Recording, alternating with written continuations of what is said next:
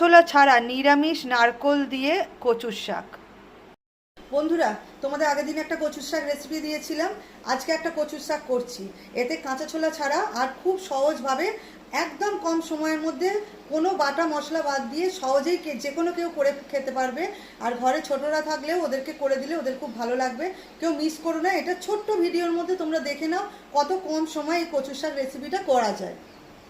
শাক রেসিপির জন্য নুন হলুদ দিয়ে কচুর শাক সেদ্ধ করে রেখেছি, আর নারকোল কুড়ো আর নারকোল কুচো নিয়ে নিয়েছি। কড়ার মধ্যে সর্ষে তেল দিয়ে নারকোলটা আগে ভেজে তুলে রাখছি।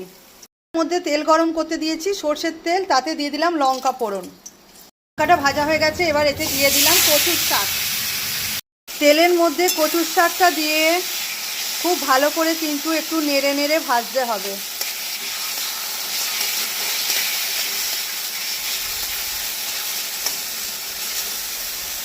মশলার মধ্যে দিয়ে দিয়েছি অল্প একটু আন্দাজ মতো নুন, হলুদ আর চিনি। কারণ নুন আর হলুদ দিয়ে একটু ভাপিয়েছিলাম, তাই আন্দাজ মতো একটুখানি নুন হলুদ দিয়েছি।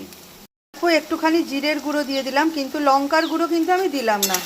কেননা লঙ্কার গুঁড়ো এই জন্য দিলাম না, আমি কাঁচা লঙ্কা ফোড়ন দিয়েছি, আর কচুর শাকে কিন্তু বেশি ঝাল খায় না, সেই জন্য আমি আবার নারকোল দিয়ে করছি, ওই জন্য কচুর শাকে ঝাল খায় না বলে এই যে কাঁচা লঙ্কা দিয়েছি, ওই জন্য আমি কোনো রকম গুঁড়ো লঙ্কা দিলাম না।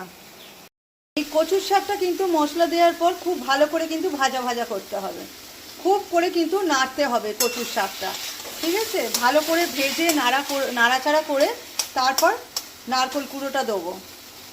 শাকটা অনেকক্ষণ নাড়াচাড়া করে বেশ ভাজা ভাজা হয়ে গেছে। এবার এই কচুর শাকের মধ্যে দিয়ে দেবো এই যে কুড়িয়ে রাখা নারকোলটা। এই নারকোলটা দিয়ে এবার কচুর শাকটা খুব ভালো করে নেড়ে নেব, নাড়তে থাকতে হবে। কচুর শাকটা নাড়তে নাড়তে কেমন দেখতে হয়েছে দেখো। এটা কিন্তু এখনো নাড়ছি, এখনো এর মধ্যে কিছু দেয়া বাকি আছে, ভাজা করেই যাচ্ছি আমি। এবার এর মধ্যে কি দেবো তোমরা দেখো। এটা দিয়ে ভাজতে ভাজতে অনেকটাই ভাজা হয়ে গেছে। এবার এর মধ্যে দিয়ে দেব ভেজে রাখা নারকোলগুলো। ভেজে রাখা নারকোলগুলো দিয়ে এবার একটু ভালো করে নাড়াচাড়া করে নেব।